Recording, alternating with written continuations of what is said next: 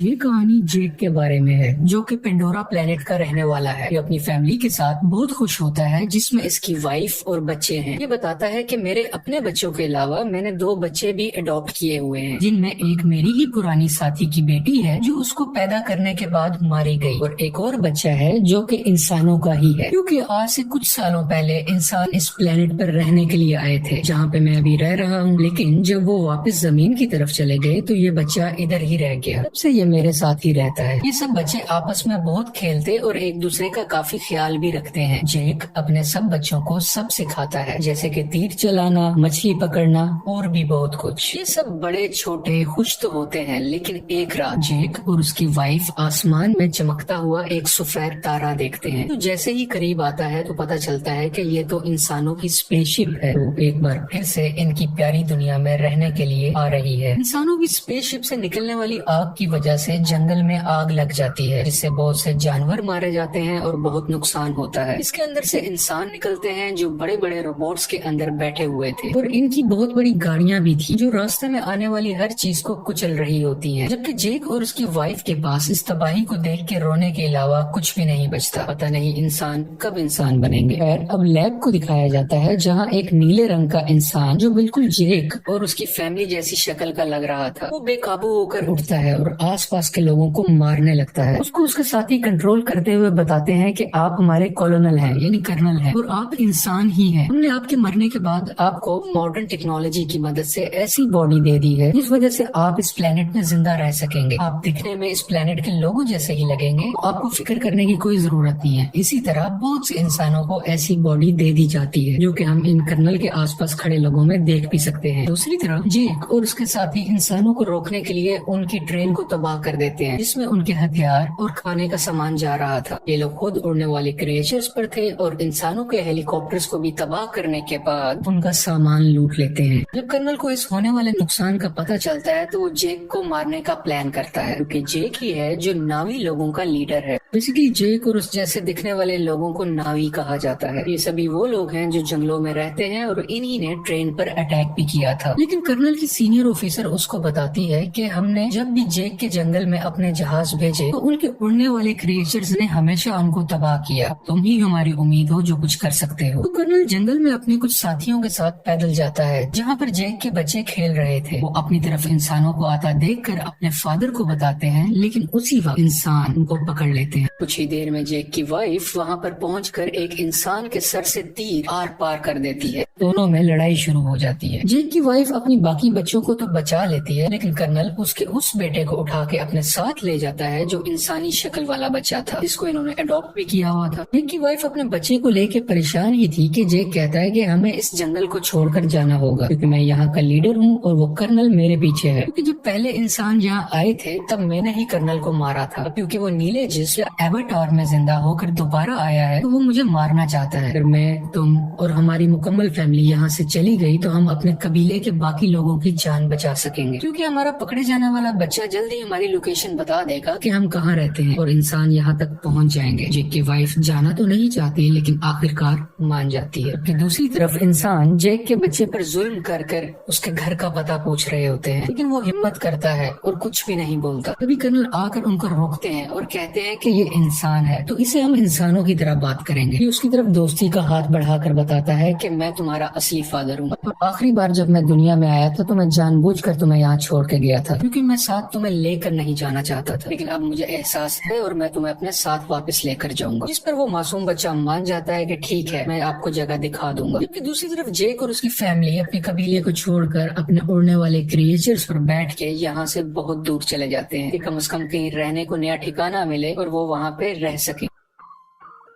ये लोग पानी के पास रहने वाले नाविस के पास पहुंचते हैं। यहाँ पर रहने वाले लोग हैं तो इसी प्लेनेट के, लेकिन दिखने में सब्ज रंग के होते हैं। ये पानी वाले नावी शुरू में इनका मजाक बनाते हैं, जैसे कि वो कहते हैं कि इनकी दुम पतली है, इनके बाजू पतले हैं और भी बहुत कुछ। तभी पानी वाले लोगों का लीडर आता है और कहता है कि तुम जंगल के रहने वाले हो, तुम्हारी यहाँ पानी के पास कोई जरूरत नहीं है, तुम्हें कुछ नहीं आता कि पानी में कैसे सरवाइव करना है। लेकिन जेक जवाब में कहता है कि हम बहुत जल्दी सब कुछ सीख जाएंगे और मेरी फैमिली के लिए मुझे आप लोग लोगों की जरूरत है ताकि वो यहाँ पर सही सलामत जिंदा रह सके। ये देख के पानी का नावी लीडर मान जाता है और उनको रहने की इजाजत भी दे देता है। अगले दिन जेक के बच्चों को वहाँ के रहने वाले बच्चे घुमा रहे होते हैं, जबकि जेक का बेटा अपने बालों वाली चुटिया वहाँ के एक क्रिएचर से जोड़ता है। तो वो बहुत तेजी से पानी के अंदर तैरता है, जिस वजह से गिर जाता है और वहाँ के सब लोग हंसने लगते हैं। अगले दिन वहाँ के कुछ बच्चे जेक की बेटी को पागल कह रहे होते हैं। इसके अलावा उससे बदतमीजी भी करते हैं, उसको काफी तंग कर रहे होते हैं। तभी वहाँ जेक के बाकी बच्चे भी आ जाते हैं और उस तंग करने वाले बच्चे को मारने लगते हैं। तुमने हमारी बहन को ऐसा क्यों कहा? जब जेक को ये सब पता चलता है तो वो अपने ही बेटे को डांटने लगता है कि तुमने उसे क्यों मारा, वो यहाँ के लीडर का बेटा है, जाओ तुम उससे माफी मांगो। वो जब जाकर माफी मांगता है तो लीडर का बेटा अभी भी गुस्से में था और वो उसको धोखा देना चाहता था, बदला लेना चाहता था। कहता है कि चलो तुम्हें एक अच्छी जगह पर लेके जाता हूँ। वो उसे गहरे पानी में ले जाता है जहाँ पर एक खतरनाक मॉन्स्टर रहता था। वो उसको वहाँ पर जाकर अकेला छोड़ देता है और खुद वहाँ से वापस आ जाता है। कुछ ही देर में पानी के अंदर से तेज मॉन्स्टर आकर उस पर अटैक कर देता है, जिस वजह से वो डूबने लगता है और लगातार मॉन्स्टर उस पर अटैक कर उसको खाने की कोशिश कर रहा होता है। दोनों आमने सामने होते हैं। तभी वहाँ सबसे बड़ा मॉन्स्टर आ जाता है, जो छोटे मॉन्स्टर को अपने मुंह में डाल के पत्थर पर जोर का मारता है और उसको वहीं मार डालता है। इतनी ही देर में जेक का बेटा पानी में मजीद सांस नहीं ले पाता और डूब जाता है। जैसे ही उसकी आंख खुलती है तो वो देखता है कि सबसे बड़े पानी के मॉन्स्टर ने उसकी जान बचाई है और वो उसके ऊपर लेटा हुआ है। ये लड़का देखता है कि वो मॉन्स्टर बेचारा काफी जख्मी भी है, तो ये उसके जिस्म से कुछ लगे हुए हथियार निकालकर उसको सुकून देता है, जिससे इन दोनों की दोस्ती हो जाती है और वो मॉन्स्टर इस लड़के को उसके घर वालों के पास छोड़ के आता है।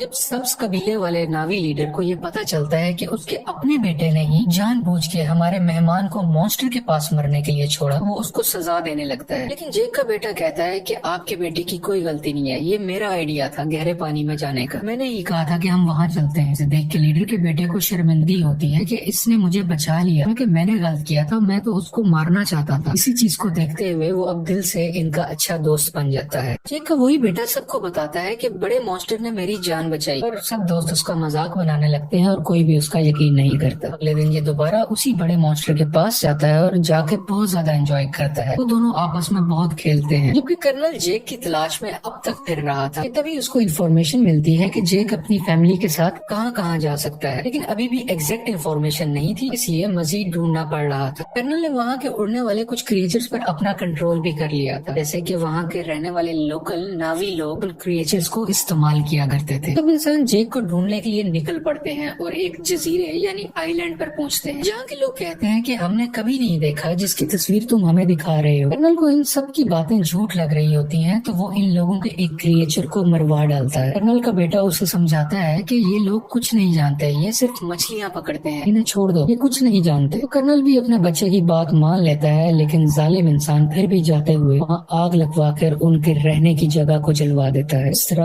और भी जगहों पर जाकर बहुत से मासूम नावी लोगों को मारने लगता है। सबसे बहुत कुछ पूछता है, लेकिन इस वक्त तक उसको जेक का पता नहीं चलता कि वो कहाँ पर गया। इसी तरह ये सब इंसान पानी वाले एक क्रिएचर को देखते हैं, उस पर भी लोहे की बनी हुई चेन और कुछ छोटे मिसाइल से अटैक करते हैं। इसके अलावा एक ऐसी अल्ट्रासोनिक गन से भी अटैक करते हैं जिससे वो मॉन्स्टर इंसानों पर हमला ही नहीं कर पाता, इंसान इसको बड़े आराम से पकड़ सके। वो बेचारा मॉन्स्टर अपने छोटे बच्चे के साथ तैर रहा होता है, जिसने इंसानों का कभी कुछ नहीं बिगाड़ा था, लेकिन वो दर्द से तड़प रहा था, चीख रहा था और आखिरकार वहीं पर मारा जाता है। उसका छोटा सा बच्चा इर्द गिर्द घूम कर उसको आवाजें दे रहा होता है और इंसान बहुत ही बेशर्मी के साथ खुशी में तालियां बजा रहे थे कि वो अपने मिशन में कामयाब हो गए। ये सब देखकर कर्नल का बेटा काफी तकलीफ में होता है, क्योंकि उसको इन सब जानवरों की फिक्र थी और वो इस होने वाले जुल्म को बिल्कुल बर्दाश्त नहीं कर रहा होता। इंसान उस क्रिएचर को पकड़कर अपने साथ ले जाते हैं, उसके मुंह के अंदर जाके ड्रिल मशीन से उसके मुंह के ऊपर वाले हिस्से में सुराख करते हैं, जिसके अंदर से एक पीले रंग का लिक्विड निकलता है, जो कि एक ऐसा पानी है कि जो भी पिएगा उसकी उम्र बहुत कम स्पीड से बढ़ेगी, यानी उसको जिंदा रहने के लिए बहुत से साल मिल जाएंगे और वो जल्दी नहीं मरा करेगा। और इस लिक्विड की कीमत भी करोड़ों डॉलर्स में है, इसको ये मार्केट में बेच के बहुत पैसा कमाने वाले हैं। अगले दिन मरने वाले मॉन्स्टर क्रिएचर को तब नावी लोग देख लेते हैं। उसके बाद जेक को बुरा भला कहने लगते हैं कि तुम्हारी हमारी वजह से इंसान इधर तक पहुंच गए और अब वो हमारे क्रिएचर्स को मार रहे हैं और बहुत जल्द हमें भी। इसलिए जो भी हुआ सो हुआ। ग्रीन नावी लीडर कहता है कि हम इंसानों से मुकाबला करेंगे। इसकी कुछ देर बाद ही जेक का बेटा सबसे बड़े मॉन्स्टर से एक बार फिर मिलने जाता है और देखता है कि उसके ऊपर एक एंकर जैसी डिवाइस लगी हुई है, जिसकी वजह से उस मॉन्स्टर को उस डिवाइस ने वही रोका हुआ था और वो वहाँ से हिल ही नहीं पा रहा था, क्योंकि इंसान उस लिक्विड को हासिल करने के लिए और भी मॉन्स्टर्स को मारने का इरादा रखते हैं। और इस बार बारी है जेक के बेटे के बड़े मॉन्स्टर की,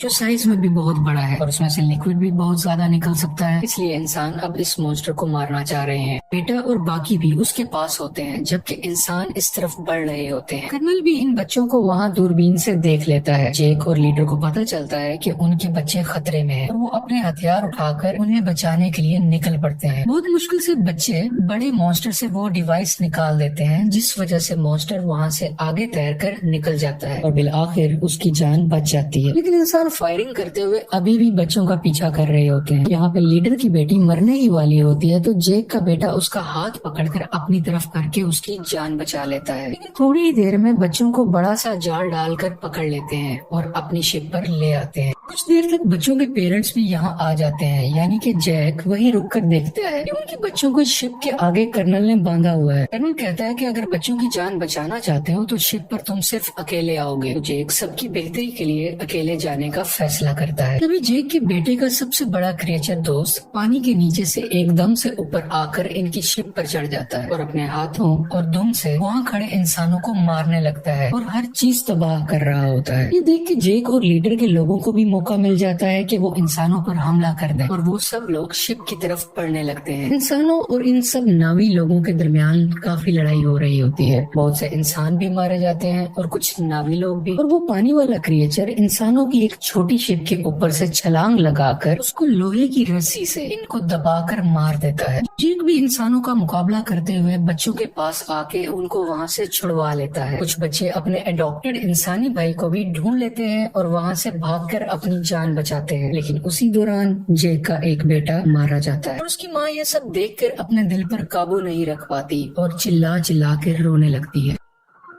जेक के दो बच्चे फिर से कर्नल ने पकड़ लिए होते हैं और वो लोग इंतजार कर रहे होते हैं कि जेक इनको बचाने आएगा और इसी मौके को देखते हुए हम उसे मार डालेंगे। जेक वहाँ बड़ी खामोशी से आकर धमाका करता है, जिससे हर तरफ आग ही आग हो जाती है। बहुत से इंसान भी मारे जाते हैं। उसकी वाइफ भी बहुत से इंसानों को अपने तीर से हमेशा के लिए खत्म कर देती है और एक इंसान को गुस्से वाली आंखें दिखाते हुए मार डालती है, क्योंकि अभी अभी उसने अपना बेटा खोया था। उसकी आंखों में दर्द था। मौका देखते हुए कर्नल जेक की बेटी की गर्दन पर चाकू रखे उन सबको हथियार डालने का कहता है। लेकिन उसी दौरान जेक की वाइफ वहां आकर कर्नल के ही बेटे की गर्दन पर चाकू रख देती है, जिसको देखते हुए कर्नल को उसकी बेटी को छोड़ना पड़ जाता है। फाइनली कर्नल और जेक की आपस में हैंड टू हैंड लड़ाई होती है। इसमें बहुत मुश्किलों के बाद जेक कर्नल का गला अपने हाथों में दबाकर उसे मार देता है और आखिरकार ये जालिम कर्नल पानी में डूबने लगता है। लेकिन कर्नल का बेटा उसे डूबने से बचाकर पानी के ऊपर ले आता है, क्योंकि कर्नल ने उसकी जान जो बचाई थी जब जेक की वाइफ ने उस पर चाकू रखा हुआ था। जब कर्नल कहता है कि बेटा मेरे साथ आओ, तो वो उस पर गुस्सा कर अपनी फैमिली के पास चला जाता है, यानी कि जेक के पास। और इसको देखकर जेक की फैमिली भी बहुत खुश होती है और उसको पहले की तरह ही प्यार करती है।